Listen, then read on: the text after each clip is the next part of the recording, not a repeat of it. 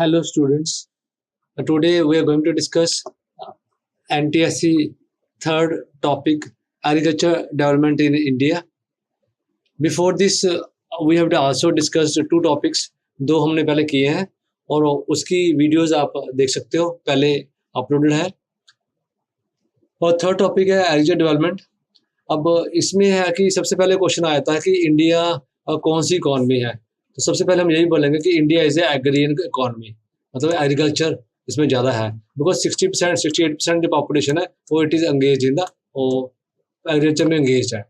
तो हम लोग कहेंगे कि एग्रीन इकॉनमी है और India is a agriculture country. फिर उसके बाद आ गया कि एक जो क्वेश्चन जनरली पेपर में आ जाता है कि who called agriculture is the soul of India. तो अगर हमें कोई पूछता है तो आंसर हमें आएगा महात्मा गांधी ने कहा है कि एग्रीकल्चर ही describe Mahatma Gandhi as the soul of India. फिर उसके बाद ये दो डेफिनेशन आप लोगों ने करनी है कि एक अगर नेहरू आ गया कि जो नेहरू उन्होंने क्या बोला कि एग्रीकल्चर नीड्स अटमोस्ट प्रायोरिटीज। तो पेपर में आएगा who spoke these words that agriculture needs utmost priorities, तो विल से कि जवाहरलाल नेहरू।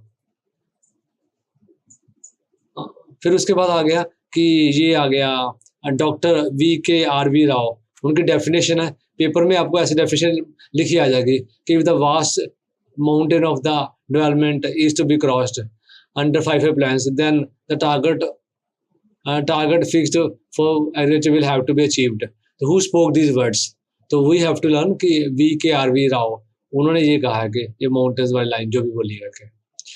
और एक आ गया प्रोफेसर दंते वाले, अब इन्होंने इनकी डेफिनेशन है तो ये हमने ये लर्न करनी करके। तो तकरीबन इसमें डेफिनेशंस हैं तो पेपर में आ जाती हैं। एनटीएससी पेपर में ये डेफिनेशन ये वर्ड किसने बोले हैं, महात्मा गांधी, जवाहरलाल नेहरू, V.K. राव, तो ये आ गया और दंते वाला आ गया।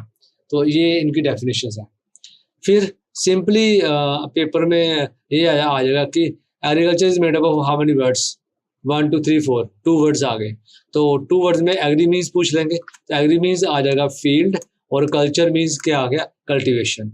तो एग्रीकल्चर ये आ गया डेफिनेशन। या फिर जो डिक्शनरी इसका मीनिंग क्या है, एग्रीकल्चर इज द आर्ट और science of production of crops and livestock means animals on farm. तो it is art of production of crops and livestock, ठीक है, ऑन फार्म। इसका लिटरल मीनिंग आ गया, dictionary meaning आ गया, ठीक। अब उसके बाद आ गया कि हम एग्रीकल्चर की इम्पोर्टेंस क्या है।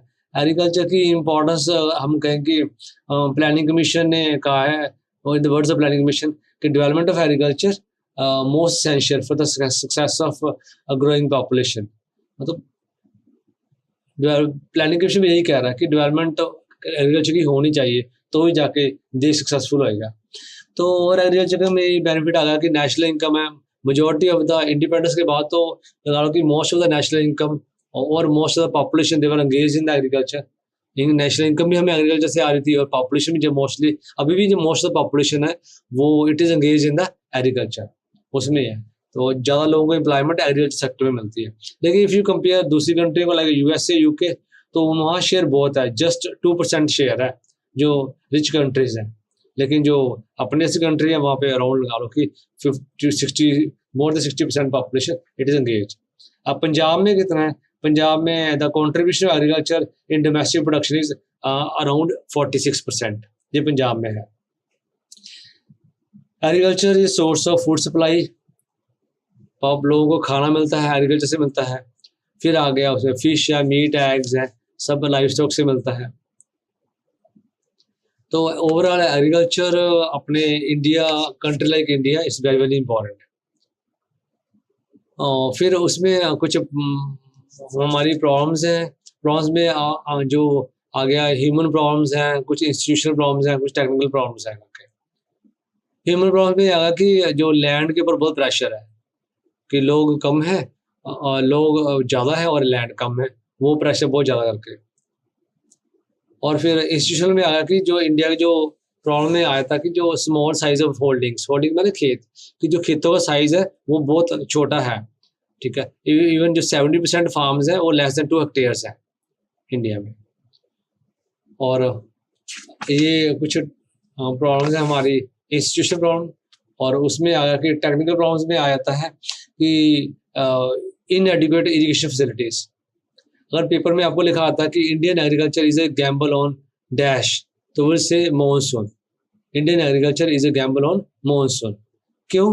क्योंकि एग्रीकल्चर फैसिलिटीज है नहीं है, तो मोस्टली फिर हम लोग क्या है कि इरिगेशन के लिए फिर we are farmers depend upon the monsoons.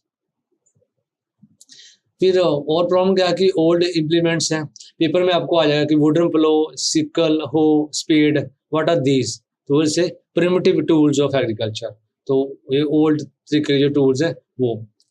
और लैक ऑफ मैन्योर, अबाउट 60% जो है काउ डंग है वही यूज होता है एज ए मैन्योर। तो ये कुछ प्रॉब्लम्स है। और फिर गवर्नमेंट ने क्या किया कि लैंड रिफॉर्म्स किए हैं, ठीक है। आफ्टर ये लैंड रिफॉर्म्स आ गया कि after independence government has introduce several important land measures, वो रिफॉर्म्स किए हैं। और पहला रिफॉर्म किया, जमींदारी सिस्टम अबॉलिश कर दिया। फिर आ गया उसके बाद act have been passed in different states to improve the tenure system, land tenure system improve किया है गवर्नमेंट ने। Maximum ceiling on the land holding, कि एक बंदे के पास एक इतने खेत होंगे, उससे ज़्यादा नहीं होंगे, वो फिक्स कर दिया। Till 1996 consolidation of holdings was completed on the land में, इतने लाख पे जो लैंड है वो कंसोलिडेट इकट्ठी ज्वाइन कर दी है। कोऑपरेटिव फार्मिंग डेवलप की है। और ठीक है, ये आ गया to improve lot of landless cultivators, Acharya Vinoba Bhave he started Bhoodan movement. तो पेपर में अब क्वेश्चंस क्या आते हैं इसके ऊपर, आपको आ जाएगा कि which of the following is not land reform, zamindari system, consolidation land holding, cooperative farming, ऐसे सारे लैंड रिफॉर्म्स हैं, कोई भी एक्स्ट्रा ऐड कर देंगे। फिर पेपर में आ जाएगा कि जो भूदान जो मूवमेंट है किसने स्टार्ट की थी, आचार्य विनोबा भावे, ये आ गया, इन्होंने भूदान जो मूवमेंट है वो स्टार्ट किया। This is very important question. फिर एक आ गया हमारा वर्ड आ गया कि ग्रीन रेवोल्यूशन। अब ग्रीन रेवोल्यूशन है क्या? It's a combination of two words. Green revolution is a combination of two words, एक ग्रीन और revolution. Green stands for greenery and revolution means sudden और fast change. So you can say the sudden or fast change in the production of food grains, ठीक है, due to use of modern means of agriculture, so that is called green revolution. It means कि हम लोगों ने modern means of farming use किए हैं, वैसे farm use करने से, मीन्स यूज करने से हमारी जो एग्रीकल्चर की प्रोडक्शन है, स्पेशली वीट, राइस की, स्पेशली वीट की प्रोडक्शन बहुत ज़्यादा बढ़ गई है। तो जो एक्स्ट्रा ऑर्डिनरी प्रोडक्शन बढ़ी है उसमें क्रॉप्स में, फूड क्रॉप्स में, स्पेशली वीट, तो wheat and rice, so that is called green revolution. ये डेफिनेशन भी है, ये देखो ग्रीन रेवोल्यूशन की डेफिनेशन क्या है, ये आ गया कि extra ordinary increase in agriculture production specially in wheat and rice, ठीक है, it is called green revolution. तो ये हमने करना। तो ये प्रोडक्शन बढ़ी क्या है, मेन बढ़ने का रीजन है HYV seeds. Full form paper में आ जाएगी कि what is the full form है HYV, high yielding varieties of seeds. तो ये फुल फॉर्म ने लर्न करने लग गया, तो ये पेपर में आ सकता है। फिर आ गया कि गवर्नमेंट ने रिफॉर्म्स जो फार्मर्स की हेल्प के लिए जो रिफॉर्म्स वगैरह किए हैं, तो उसमें गवर्नमेंट ने बहुत सारे बैंक्स वगैरह खोले हैं कि उनकी हेल्प के लिए, बहुत सारे जो उनको फॉर्म वगैरह इकट्ठे, सीड्स वगैरह इकट्ठे करने के लिए, उनकी क्रॉप्स लेने के लिए, प्रोसेसिंग करने के लिए बहुत सारा गवर्नमेंट ने बहुत सारे इंस्टीट्यूट खोले हैं, जैसे FCI, food corporation of India. अब ये है क्या कि ये है कि इसका मेन काम है कि जितने भी फार्मर्स जो कुछ परचेज ग्रो करते हैं उसको परचेज करना, गवर्नमेंट की एजेंसी है। प्रोसेसिंग के लिए फिर मार्कफेड है, हैफेड है और नेफेड है, NAFED, नेफेड, मार्कफेड, ये गगन वनस्पति वगैरह जिनके घी वगैरह आते हैं, ये सोना गगन वनस्पति, ये सारे घी। फिर हैफर्ड आ गए, तो ये सारे जो प्रोसेसिंग यूनिट्स हैं। फिर गवर्नमेंट ने एग्रीकल्चर डेवलपमेंट करने के लिए एक इंस्टीट्यूट बनाया है, उसकी फुल फॉर्म पेपर में आ जाती है, वो इंस्टीट्यूट का नाम है कि ICAR। उसकी फुल फॉर्म लर्न करनी है कि Indian council of agriculture research, तो ये फुल फॉर्म लर्न करनी है, वो इंस्टीट्यूट गवर्नमेंट ने खोला है। और इसके अलावा और भी है कि एनिमल हस्बेंड्री की इम्प्रूवमेंट के लिए गवर्नमेंट ने ICDP, फुल फॉर्म क्या आ गई, ICDP, intensive cattle development projects ये शुरू किए हैं गवर्नमेंट ने। तो there are 144 regulated markets in Punjab. Proper agriculture price policy government ने शुरू की है। अब पेपर में कभी आया था कि जो एग्रीकल्चर प्राइसेस है वो क्रॉप्स के फिक्स कौन करता है, तो उसके लिए agriculture cost and price commission, दोबारा बोल रहा हूँ, agriculture cost and price commission. तो ये एक कमीशन है जो जिसका काम है कि सारे जो गवर्नमेंट के जो प्राइसेस है वो फिक्स करने करके, इसको हम कहते हैं एमएसपी, मिनिमम सपोर्ट प्राइस। वो क्या होता है कि वो प्राइस जो गवर्नमेंट ने फिक्स कर दिया कि इस रेट पे तो हम लोग सामान गवर्नमेंट लोग सामान फार्मर से लेंगे जितने भी क्रॉप्स है वो मिनिमम जो प्राइस है उसके ऊपर लेंगे, that is called MSP, minimum support price कहते हैं उसको। ठीक। और एक वर्ड ये आप लोगों ने सुना होगा कि जो पीडीएस है, पीडीएस होता है कि पब्लिक डिस्ट्रीब्यूशन सिस्टम। वो मैं अभी बताता हूँ आप लोगों को कि उससे पहले मतलब हम कर लेते हैं फीचर्स ऑफ ग्रीन रेवोल्यूशन। तो ग्रीन रेवोल्यूशन जो इनिशियल ईयर कब था, 1968-69 ये इनिशिएट हुई थी, मतलब स्टार्ट हुई थी ग्रीन रेवोल्यूशन। अब इसमें आ गया, पेपर में आ गया पंत एग्रीकल्चर यूनिवर्सिटी, ये कहाँ पे है, पंतनगर यूपी है। तो इन्होंने बहुत इसकी बहुत कॉन्ट्रीब्यूशन है in the evolving variety seeds and high yielding जो न्यू सीड्स जो डेवलप किए हैं पंत यूनिवर्सिटी से बहुत हुए हैं करके। फिर एक आ गया फुल फॉर्म इसकी आ जाती है कि IARI, Indian agriculture research institute. ये है कहाँ पे, ये आया था, वेयर इज IARI, तो न्यू दिल्ली में है। तो इसकी बहुत कंट्रीब्यूशन है ग्रीन रेवोल्यूशन में, लोन फैसिलिटीज दी हैं। और आ गया कि जो credit of the green revolution कि जो मेन हम कह सकते हैं कि ग्रीन रेवोल्यूशन लाने का जो मेन रिस्पॉन्सिबल बंदे हैं उनके नाम पूछेंगे कि who is responsible for green revolution. तो हमने ये कहा doctor Norman E Borlaug and MS Swaminathan. तो ये बंदे हैं जो मेन और responsible for bringing the green revolution, ये हमने करना है। और जैसे मैंने एक अभी शुरू किया था मैंने कि जो PDS क्या होता है, PDS हमारा है पब्लिक डिस्ट्रीब्यूशन सिस्टम। तो उसमें गवर्नमेंट क्या करती है कि गवर्नमेंट जो सस्ते रेटों पे लो प्राइसेस के ऊपर 2 रुपीज़ 3 रुपीज़ पर केजी में व्हीट एंड राइस है वो जो पुअर फार्मर्स को गवर्नमेंट देती है कि वो अपना उनके खाने के लिए जीवन के लिए जीने के लिए करके। ठीक है, तो जो सस्ते रेट पे थ्रू फेयर प्राइस शॉप्स क्या होती है, राशन डिपो, उसके थ्रू जो गवर्नमेंट लोगों को राशन देती है। So this system is called public distribution system. So this is all about your chapter, ये डेवलपमेंट चैप्टर आ गया। तो ये था टॉपिक था एक। ठीक, अब उसके बाद जो हमारा 4th टॉपिक है ये है इंडस्ट्रियल डेवलपमेंट इन इंडिया। छोटा सा टॉपिक है लेकिन इम्पोर्टेंट है, 3-4 क्वेश्चन पेपरों में आ ही जाते हैं। Industrial development in India. अब हम कहें कि प्रेजेंट इंडस्ट्रियल स्ट्रक्चर, आपको कि India's present industrial structure includes, तो इसमें जो पब्लिक सेक्टर है, जॉइंट सेक्टर है, प्राइवेट सेक्टर है, ये सारे हम लोगों को पता होने चाहिए करके। क्योंकि बिफोर इंडिपेंडेंस जो industrial development it was very low. After independence government ने बहुत एफर्ट्स किए हैं कि अपनी इंडस्ट्रीज को इम्प्रूव करने के लिए, स्पेशली थ्रू 5 ईयर प्लान्स। तो पेपर में कभी भी आया था कि जो फर्स्ट 5 ईयर प्लान थी वो उसने किस पे फोकस किया था, उसने फोकस किया था एग्रीकल्चर के ऊपर। और जो सेकंड 5 ईयर प्लान थी उसने फोकस किया था इंडस्ट्रीज के ऊपर। तो ये हमने माइंड में रखना है करके। अब आया था कि हम लोग देखते हैं कि ये इंडस्ट्रियल स्ट्रक्चर है क्या करके। तो this is very important, first para बहुत इंपॉर्टेंट है। तो इसमें जो फर्स्ट पैरा है इसमें आप लोगों को पूछेंगे, पेपर में आ जाएगा कि ये पब्लिक सेक्टर क्या होते हैं, व्हाट इज पब्लिक सेक्टर। तो इसमें आ गया those undertakings which are owned by government. Those undertakings which are owned by government, they are called public sector undertakings. मतलब पब्लिक में गवर्नमेंट, जो गवर्नमेंट कंट्रोल करती है जो भी चीज़ें, फैक्ट्रीज हैं, इंडस्ट्रीज हैं, which are owned and controlled by government, that is called public sector. और सेकंड आ गया हमारा joint sector. Joint sector undertakings क्या होती हैं, those undertakings, ठीक है, which are jointly owned by government and the private sector. Private sector और गवर्नमेंट सेक्टर दोनों ने मिलके जो ओन किया हो करके उसको हम कहेंगे कि ये अपना आ गया ज्वाइंट सेक्टर। पब्लिक प्राइवेट मिला के। अब प्राइवेट क्या है, प्राइवेट में खाली those undertakings which are owned by the private persons, जो प्राइवेट पर्सन खाली ओन कर रहे हैं तो उसको हम कहेंगे ये प्राइवेट सेक्टर।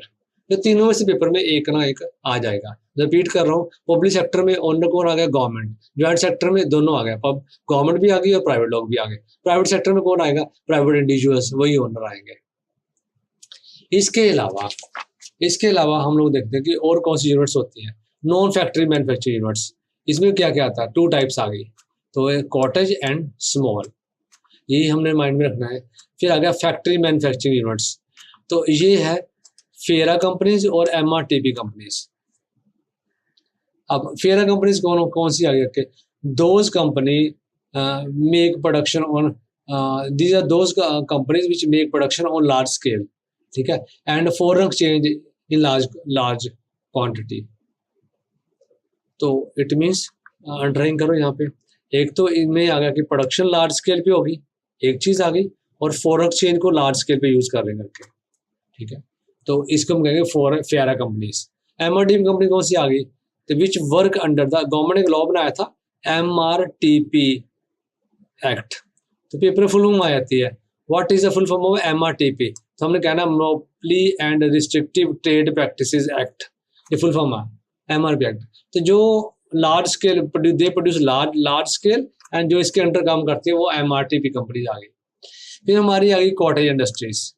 कॉटेज इंडस्ट्रीज क्या होती हैं, ये विलेजेस में ये होती हैं, they are also called, paper में आएंगे what is the other name of the cottage industries, तो हम लोग कहते हैं विलेज और rural industries, they are called cottage industries. Rural industries और विलेज इंडस्ट्रीज, इनको हम कह देंगे। तो अब ये जो कॉटेज इंडस्ट्रीज आ गया, ये cottage industries are those industries which are completely और partly run by the members of the family. तो इनके मेन कॉटेज इंडस्ट्रीज की मेन निशानी क्या है, ठीक है, तो इनकी कॉटेज इंडस्ट्री मेन निशानी आ गई कि जो they are mostly run by the family members, एक आ गया।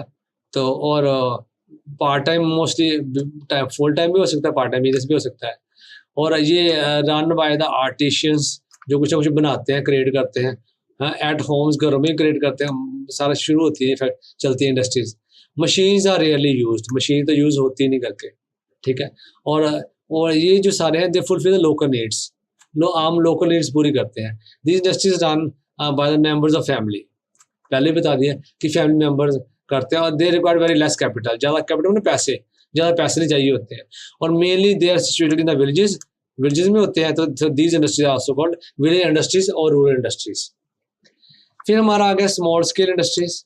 स्मॉल स्केल इंडस्ट्रीज क्या होती है, वो जून 1997 में जो डेफिनेशन आई थी इसकी, तो उसमें ये आया था कि they include small scale industries which have investment of 3 crore rupees. जो 3 करोड़ की फिक्स्ड कैपिटल इन्वेस्टमेंट है, तो उसको वो आ गई हमारी फिक्स्ड में आ गई करके, स्मॉल स्केल इंडस्ट्रीज आ गई करके, ठीक है। और जो स्मॉल स्केल इंडस्ट्रीज कौन सी वाली आ गई आपके, 3 crore and small scale capital.